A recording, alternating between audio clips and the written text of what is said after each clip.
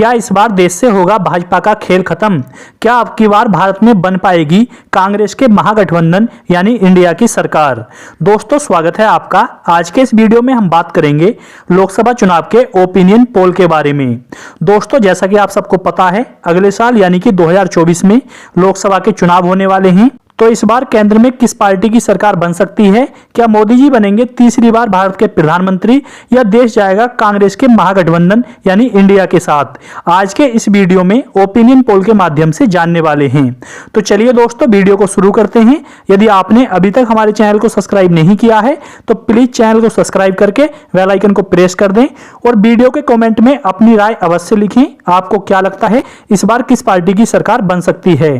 क्या इस बार केंद्र में बीजेपी की सरकार बनेगी, या इस बार केंद्र में कांग्रेस के महागठबंधन यानी इंडिया की सरकार बनेगी? कमेंट बॉक्स में अपने विचार अवश्य लिखें। तो चलिए दोस्तों, आज के वीडियो को शुरू करते हैं। तो चलिए दोस्तों, सबसे पहले हम बात कर लेते हैं गुजरात राज्य की। गुजरात राज्य को भाजपा का गढ़ माना जाता है। गुजरात राज्य में लोकसभा की कुल 26 सीटें हैं। यहां पर भाजपा को 16, जबकि इंडिया यानी कि कांग्रेस के महागठबंधन को 10 सीट मिलती दिख रही हैं। यानी कि गुजरात राज्य में भाजपा का पलड़ा भारी रह सकता है, जबकि यहां पर कांग्रेस को नुकसान का सामना करना पड़ सकता है। इसके बाद अगला राज्य आ जाता है पश्चिम बंगाल। पश्चिम बंगाल में लोकसभा की कुल 42 सीटें हैं।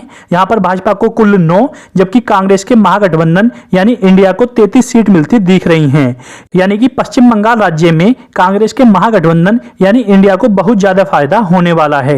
इसके बाद अगला राज्य आ जाता है महाराष्ट्र। महाराष्ट्र राज्य में लोकसभा की कुल 48 सीटें हैं।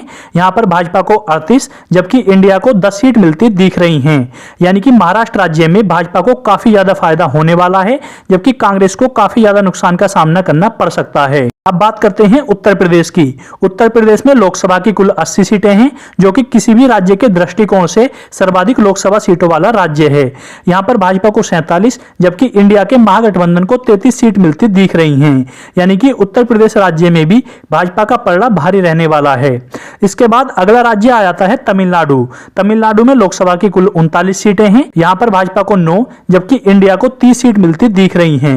यानी कि तमिलनाडु राज्य में भाजपा की लुटिया डूबती नजर आ रही है। दोस्तों, इसके बाद अगला राज्य आ जाता है आंध्र प्रदेश। आंध्र प्रदेश में लोकसभा की कुल 25 सीटें हैं।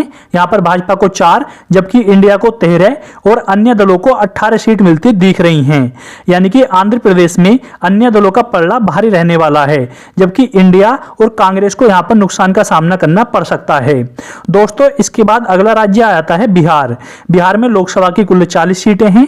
यहां पर भाजपा को 6, जबकि इंडिया को 34 सीट मिलती दिख रही हैं। जबकि कांग्रेस के महागठबंधन को बिहार में बहुत अधिक फायदा होने वाला है।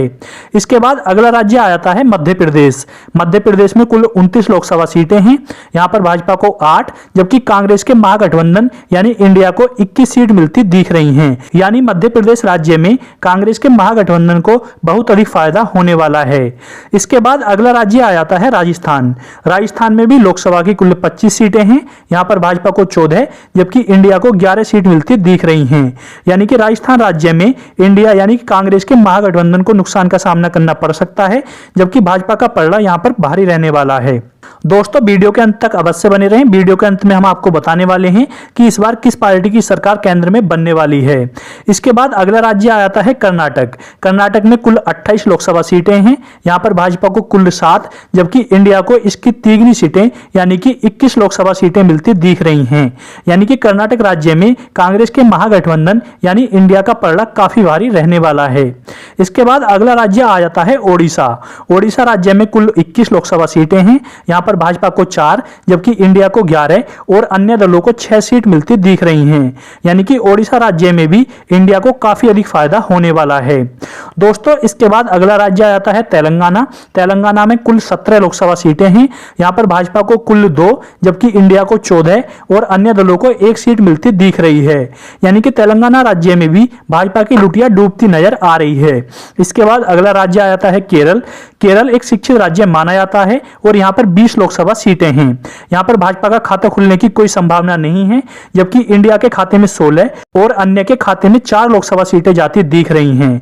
यानी कि केरल राज्य में भाजपा को काफी अधिक नुकसान का सामना करना पड़ सकता है। इसके बाद अगला राज्य आ जाता है असम। असम में कुल 14 लोकसभा सीटें हैं। यहाँ पर भाजपा को 12 जबकि इंडिया को 2 और अन्य के खाते में कोई सीट जाती नहीं दिख रही है। यानी कि असम राज्य में भाजपा को काफी अधिक फायदा होने वाला है, जबकि इंडिया के महागठबंधन को काफी नुकसान का सामना करना पड़ सकता है। इसके बाद अगला राज्य आ जाता है पंजाब। पंजाब में कुल 13 लोकसभा सीटें हैं। यहाँ पर भाजपा को 5 जबकि इंडिया के महागठबंधन को 8 सीट मिलती दिख रही हैं। इसके बाद अगला राज्य आ जाता है छत्तीसगढ़। छत्तीसगढ़ में कुल 11 लोकसभा सीटें हैं। यहाँ पर भाजपा को 6 जबकि इंडिया को 5 सीट मिलती दिख रही हैं। इसके बाद अगला राज्य आ जाता है हरियाणा। हरियाणा में कुल 10 लोकसभा सीटें हैं। यहाँ पर भाजपा को कुल 3 जबकि इंडिया के खाते में 7 सीट जाती दिख रही हैं।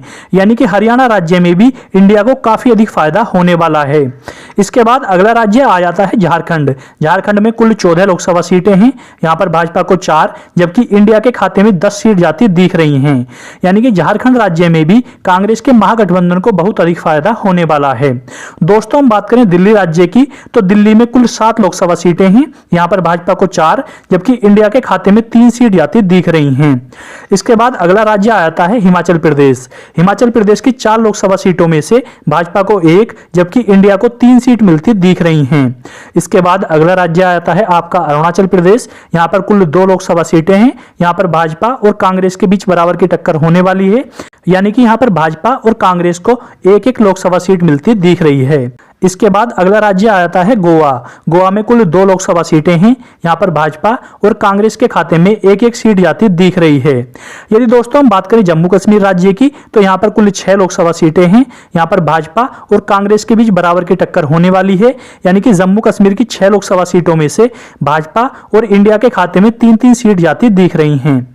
यदि दोस्तों हम बात करें मणिपुर राज्य की, तो मणिपुर राज्य में कुल 2 लोकसभा सीटें हैं जो कि इंडिया के खाते में जाती दिख रही हैं। यानी कि मणिपुर राज्य में भाजपा का खाता खुलने की कोई संभावना नहीं है। दोस्तों इसके बाद अगला राज्य आता है मेघालय। मेघालय में भी कुल 2 लोकसभा सीटें हैं।